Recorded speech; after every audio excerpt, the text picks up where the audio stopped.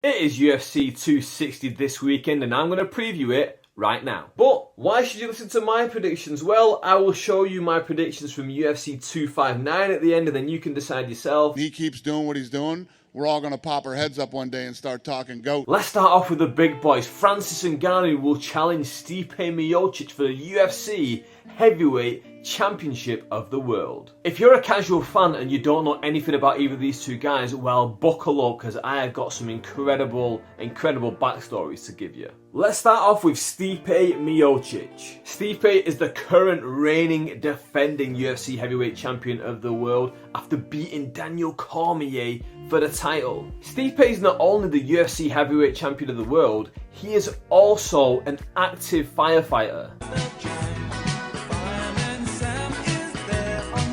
That means both of his jobs involve him putting himself directly in danger. He is like a comic book superhero come to life. At this point I should shout out my mate Foxy, who has always been a believer in Stipe and in fact won $1,000 on him when he first won the title. And then on the other side of the cage we have got Francis Ngannou. Francis Ngannou's story is absolutely incredible. He is an immigrant from Cameroon.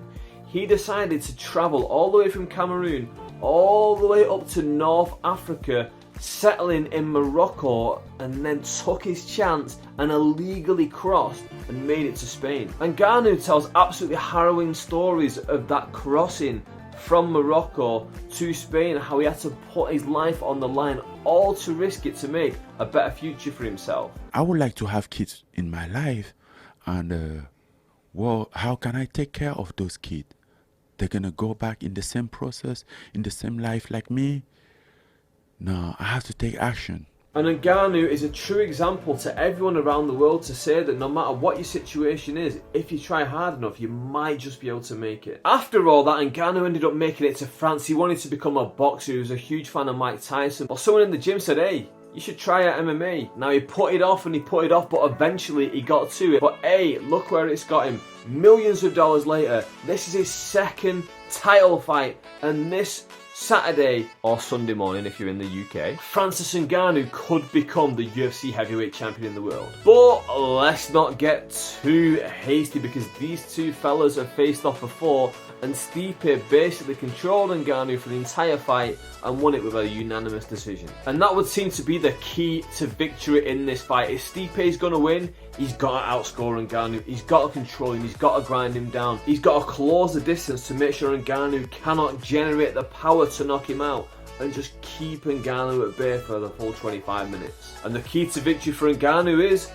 don't waste a lot of energy. You have got to save all that energy for the big knockout punch when you can land it. If you can't land it, sure, you're going to need to be able to defend these takedowns and stuff, but you need to break off this big knockout blow. But I think everyone is tired in the heavyweight division. I mean, 260-pound man, 250-pound man. I mean, after the last fight, Ngannou struggled. He had a loss to Derek Lewis, but then he's been on an absolute run since. Loads of first-round KOs to the point where everyone really believes again that Ngannou could do it. Prediction time though, I have got to go with Stipe. I don't think that Ngannou's made enough of an improvement with his wrestling in this time to defend Stipe properly, to really keep him off him properly, and to be able to separate that distance, generate that power and get that knockout blow. I think Stipe is going to really be able to control him and get the win. Then we've got the former welterweight champion of the world, Tyron Woodley, taking on Vicente Luque. Tyron Woodley's story is quite an interesting one in that he was the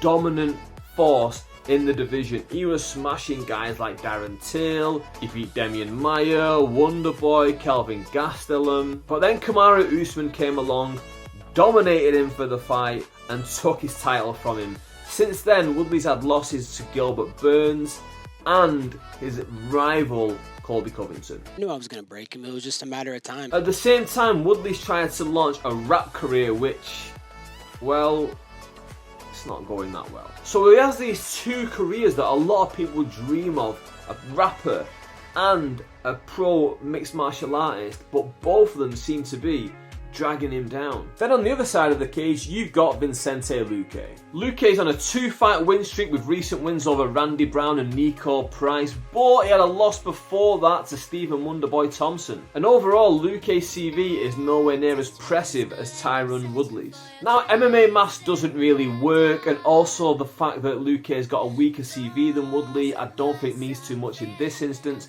I think Woodley is on so much of a slide that I'm going to have to give this one to Luque. Hey, and as I said last time, feel free to completely roast me in the comments if I get this wrong. Next up, we've got a bout between two up-and-comers, as Sean O'Malley takes on Thomas Almeida. Now, this is a fight between an up-and-coming prospect and the former up-and-coming prospects. Thomas Almeida was touted as the next guy in the division. He was set to tear through absolutely everybody until Cody Garbrandt came along. Garbrandt didn't just beat Almeida, he KO'd him, and that really set Almeida off on a skid. In fact, he's only won one since. But more recently, he's on a 3-fight loss streak, which really leads me to think that Almeida may very much be fighting for his job in this fight. Whereas on the flip side, you got Sean O'Malley. He's a big personality and he's getting results apart from in his last bout when he's beaten by Vera. Hey, go thump him, Jack. Go on, go stick him one on. Now give over Vera. No, not Vera. Vera. We could also mention Sean O'Malley's USADA ban, but I think it was a genuine mistake and doesn't really have any bearings on this bout. Who's going to win? I think this one is going to be a clear victory for O'Malley. Almeida's really got his backing up against the wall right now, but since that Garbrandt fight, he just doesn't seem to have the same confidence anymore, and he just doesn't seem the same fighter. Now let's move on to Jillian Robertson against up-and-comer Miranda Maverick. Jillian Robertson has had 10 fights in the UFC. She's got a 9-5 MMA record, and her biggest win came against Molly McCann. Whereas Miranda Maverick, this is her second UFC fight. She's got an 8-2 MMA record. In fact, every single one of her fights besides the last one were all 4 in Kansas City. Now this is a weird part. There's actually 2 different Kansas Cities, and she just keeps fighting in both of those. I don't really know why. One impressive thing about Maverick, besides her cowboy sounding name, is that after she lost to Deanna Bennett, she rematched her and then got the win back. So that really does show a bit of grit and determination to come back and beat the person who beat you in the past. Now stylistically, I'm no expert, so this fight could really go either way. Miranda Maverick, is she the next hot thing in women's MMA? I don't know. And in terms of a prediction, which way am I going to go? This to me is a complete pick'em. I really have no idea which way it's going to go. So for the sake of argument, I'm going to go with Jillian Robertson. Then we've got Jamie Mullarkey versus Kama Worthy. Mullarkey's got a 12-4 record. He's 0-2 in the UFC. Kama Worthy's coming off a loss, but he's got a 2-1 record in the UFC and 16-7 in MMA. This is a fight that we're only getting because the title fight between Volkanovski and Ortega had to be called off because Volkanovski apparently got COVID. And what UFC tends to do in this instance is they tend to put a fight on that doesn't really mean too much, boost people up to the main show, and then just put more focus on the bigger fights. A few fights to look out for on the undercard is Jared Gooden versus Abu Bakr Nurmagomedov. Where have you heard that surname before?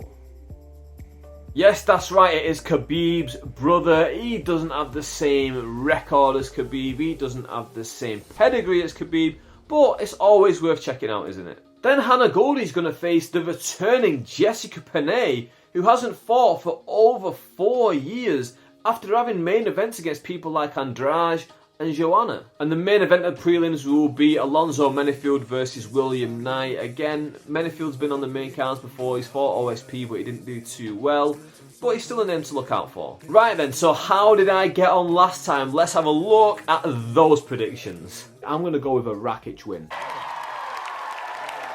I think they've kind of lined this up as a way for Makhachev to get a win. But I think we're going to see an Aljamain Sterling win in this one.